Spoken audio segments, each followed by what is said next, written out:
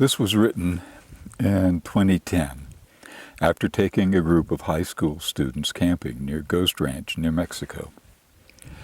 I have not changed it to reflect the 15 years since it was written. The meaning of a rock wall. I've just returned from spending about a week hiking around and looking at one of the most spectacular Mesozoic formations on the Earth. In some places, the stratigraphic column is hundreds of feet thick, with clear boundaries between the Triassic, Jurassic, and Cretaceous. The Triassic gray and red beds, the Jurassic sandstones, and the mix of Cretaceous rock types make high canyon walls and cliffs running for many miles. They are mute rock record of over 150 million years of the Earth's history in this region. The lowest and oldest rocks in the column, Triassic, have yielded up thousands of dinosaur, reptile, and amphibian fossils. As a fossil hunter, walking in the red beds is thrilling, but it was the Jurassic sandstones that, this time, took my attention and imagination. From one end to the other of this exposure, the lower peach-tan layers shade into a wheat color and can be 300 or more feet thick. 300 feet broken into bands with different patterns of deposition. Many feet solid sandstone, and then bands of cross-bedded deposits with a truncated top surface and more cross-bedding. Another layer of solid undifferentiated deposition, and then more cross-bedding. Sitting in a narrow canyon high up on one wall, looking directly at the opposite side, straight on, I tried to imagine the processes that laid down those layers. A geologist with us said that there were disagreements about whether some of the sediments were marine, littoral zone, or dune in origin, but most were considered to be dune deposits adjacent to lagoonal seas. As I pondered this, I looked at the massive wall of cryptic history in front of me. I was struck by the incongruity of the actions of water, wind, and sand on the 60-plus million years of the Jurassic period. The wall was huge, but the Jurassic was long. I calculated that if 1 grain of dust, 1/10 of a millimeter, were deposited every year for the whole of the time, the total distance would be more than 5 kilometers. Yet there was here only about 300 to 500 feet of rock for the whole of the Jurassic. I could see in the fine layers of the cross-bedded dune sands that each tiny band of sand, followed by hundreds of thousands just like it, must have counted seasonal cycles of years. So there were only thousands of years out of the millions available actually represented in the rock. Millions and millions of years had been lived through by the earliest birds and mammals, mammal-like reptiles, almost modern insects, dinosaurs, coniferous plants, whole marine assemblages, and much more, without a single trace in this place. Here 1,000 years of deposition, and then 1,000,000 years unrecorded, and again a bit of deposition. The land rose and subsided just above and just below the level of the shallow sea.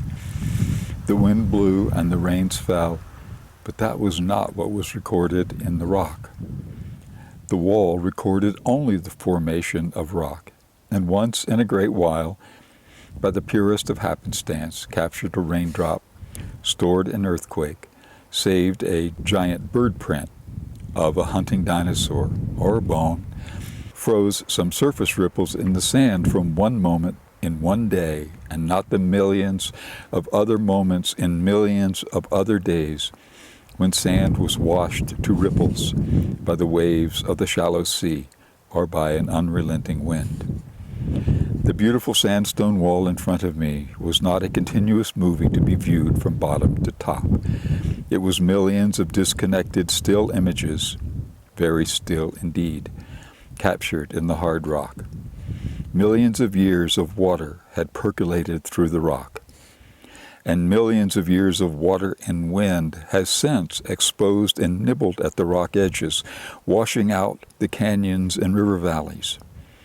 the form of so many rock-captured images lost irrevocably as the grains of sand separated from the patterns once locked together in them so many years ago. As I stared across the canyon, I realized that the sandstone wall could tell me very little about vibrancy of life on this spot 150 million years ago. But it could tell me something as geological evidence combined with other evidence from other locations, and it seemed to offer a metaphor, an instrument for measuring our own time. First, me and mine.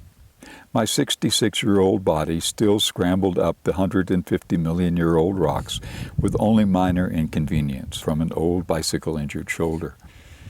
The pleasure in place and beauty was not diminished by multiple exposures. This was and still is my element. The others I was with, many experiencing a bit of rock scrambling for the first time, and certainly this scale of earthly grandiosity for the first time, were properly moved. Grandeur may only be a human invention, but it is a powerful one. The geology is more interesting to me. The tiny bit of time actually evidenced for the Jurassic in this location is supplemented by tiny bits of time evidenced in many thousands of other locations. By combining all of the bits and arguing over how their edges might fit together, geologists have come up with a pretty good and continually improving picture of these millions of years of Earth history. By knowing the current state of that understanding, it is possible to give real meaning to the brief statements contained in this one Jurassic sandstone wall. It is the metaphor that moves me most. Thousands of geologists, each working within a system guided by a method based on open communication and transparency of process, could bring order and understanding to the very most complex problems of the cognitive map. Physics may require deep individual mathematical sophistication and insight and incredible equipment, but geology requires a vast human infrastructure working with common principles as well as massive powers of abstraction, very human tools. Just 200 years ago, almost nothing was known about geology beyond basic geography, and yet today we have convincing evidence for a 4.6 billion-year-old Earth with a detailed history of slow but unceasing change. It is a testament to the incredible powers of observation, idea, and communication of which our species is capable. And if it is possible to understand something as counterintuitive as the forces that drive plate tectonics and mountain building, might it be possible for humans organized and committed to effective principles to comprehend, free of ideology, our economics, politics, and even ourselves? We know how to see a sandstone wall.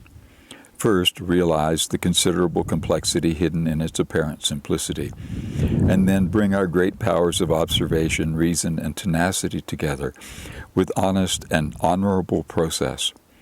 I see no reason not to say it in this way. The women and men who do this work are also moved by the grandeur of both the land and the enterprise. This too is important. Concentrated in this landscape is the power of the Earth's history to first overwhelm and then to organize the senses. And the most important meaning I take from the rock wall for our human future, it is that we are either full participants in the earthly enterprise or we are visitors. Visitors do not need to understand, can pass by the rock wall without comprehension, but also must at some point leave, can overstay their welcome. If we are to stay, we must come to understand both our world and ourselves. And finally, a brief primer on the time of abundant life on the earth. Modern multicellular life is more than 600 million years old. The oldest division of that duration is called the Paleozoic, old life, ending about 245 million years ago in a great cataclysm, followed by the Mesozoic, ending in a great cataclysm about 65 million years ago, followed by the Cenozoic, within which we presently reside, and a period of time yet to show changes sufficient to unambiguously name a new period, there not yet having been a cataclysm worthy of such renaming. It is a trivial irony that the naming agent could be wiped out by such an event, and thus no new name attached. The three periods of the Mesozoic, Triassic, 245 to 208 million years ago, Jurassic, 208 to 145 million years ago, Cretaceous, 145 to 65 million years ago. This was the time during which the dinosaurs became the most representative fossils in the fossil record. The Mesozoic began with the supercontinent of Pangaea and ended with the present continents moving apart toward their present positions.